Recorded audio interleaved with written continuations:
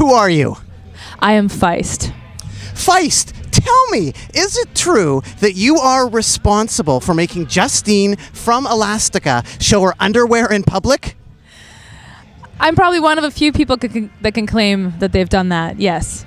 Could you please explain the situation? How did you, Feist, force Justine from Elastica to show her underwear in public, on stage? I was not there when she bought the jeans. It was not my choice that she buy jeans. It was so low slung. But I was there when she was gyrating around wearing a WWF style metal wrestling belt that was up on her waist, and her jeans were down a little bit lower, and then all of a sudden there was thong. There was thong. And this is when you were playing with Peaches. Yeah, that show was a Daddy Spaghetti Feist duo bill. We did a cross-Canada tour where we shared a band featuring the World Provider, who I know that you've recently done an interview with, who's playing tonight as well in Vancouver. And it was our homecoming show at the Ted's downstairs, whatever, Collision, Wrecking Yard, whatever it was. And Peaches and Gonzalez were in town too, and they crashed the party. They basically literally showed up and did some songs with us, and then it turned into a 3 hours after that smorgasbord. Peaches Gonzalez, Taylor Savvy, Feist, Bitch Lap Lap, and Elastica were in town, so they got in on it too. So how did that feel, turning around and looking? And did you look at Justine from Elastica, like her underwear? And I think it actually fell down a bit too, didn't it? I think there was not very much Elastica in the elastic of her elasticated thong. Leslie, from the band Feist, what was your role exactly in Peaches? Like, were you the hype man? I was, if I had an enormous clock I could wear around my neck, that's sort of the character I would have been playing. I was the representative of the audience on stage. I was there to sympathize with them and have them sympathize with me, as if the kind of wide-eyed, oh my God, what's happening, and yet somehow getting with it. That's what any audience member would do if they got up on the stage with Peaches. They'd want to be game. They'd want to be in it, but they'd also be a little shocked. So I was like a sympathetic figure to draw people in, keep them more unaware, and then once they were in, Peaches could do the double 1-2 punch. Now, Feist, I was wondering, what are the recommendations to people out there that want to be a hype man or hype woman? What do you say? Like during Peaches, you'd be like, "What's up, Peaches?" What are the words you use to be a good front person, hype person?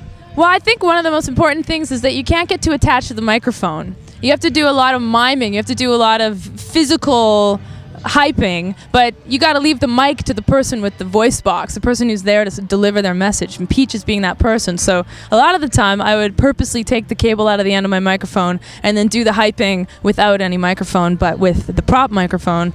Leave the talking to the woman who's there to deliver the goods. How about words? What sort of words do you use, and what sort of words do you use on stage now? And have you taken your experience as a hype man to new heights now? Well, now I need a hype man. I would appreciate if someone would come and kind of be the hype man. My band are pretty good. I got some pretty good, they're like the heckle-proof band, man. Anytime someone throws something from the audience and I pretend I'm tuning my guitar because I don't quite know where to go, they're one of the boys, without fail, bounces something back to the audience. Feist, did you remember doing a gig with the Bloody Gashes? No. This is a gig that Peaches played with the Bloody Gashes, a band called the Bloody Gashes. And what I wanted to ask you about was nudity and rock and roll. I understand they were opening for Peaches. They got nude, and then you guys decided, wow, do we need to get nude? When is nudity necessary in rock and roll?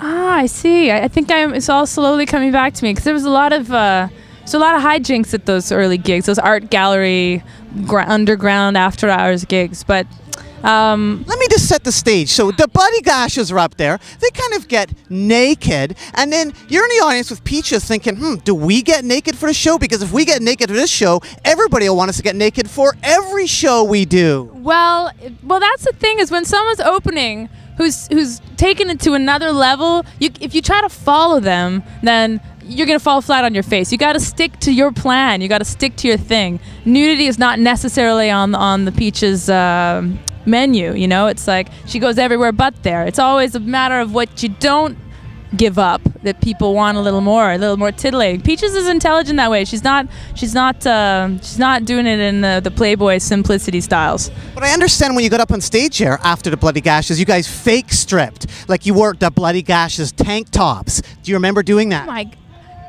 you're opening portals in my memory that have not been, they're creaky, rusty hinges. It's like I can barely open those portals.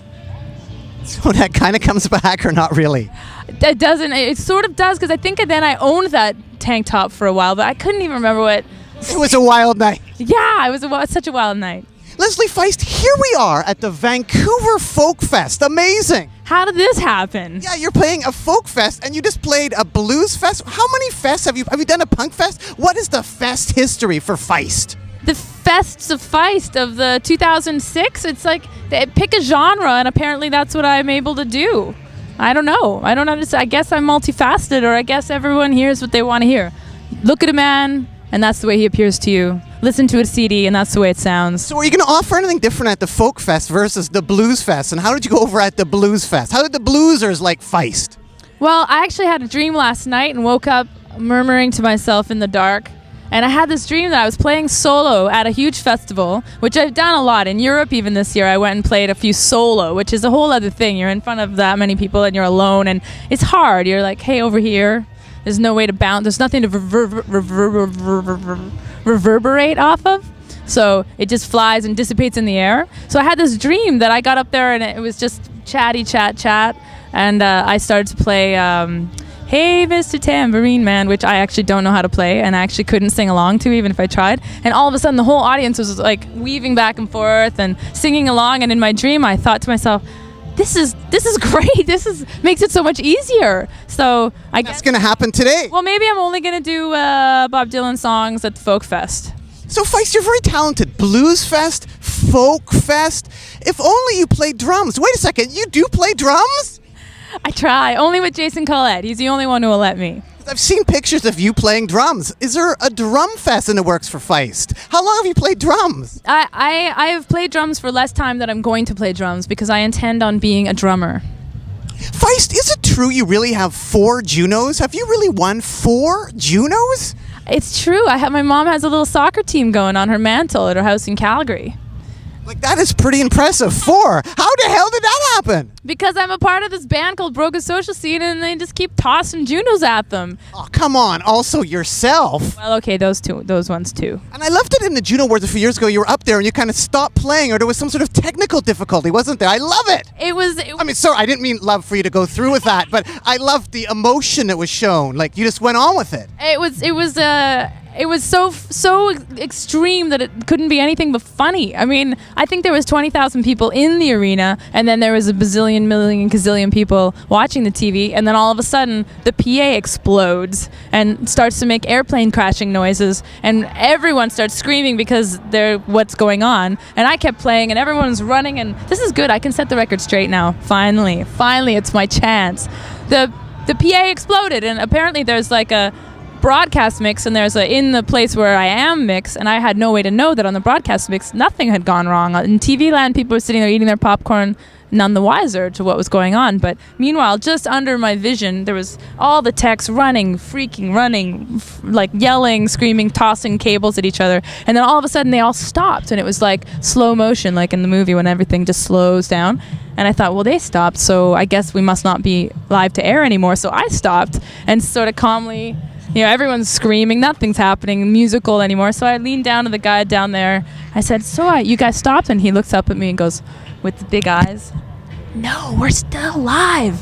Like that, with the most beautiful eyes, because if he had been panicking, I would have panicked. And I just laughed and got up and tried to finish the song. But what pisses me off is that apparently, as it went further west and they had the chance for the later time zones, they cut it out, so it looked like I just screwed up. They didn't let the moment have its moment to show that it actually wasn't my fault, or at least give people slight hints that it was not just me messing up the song on national TV.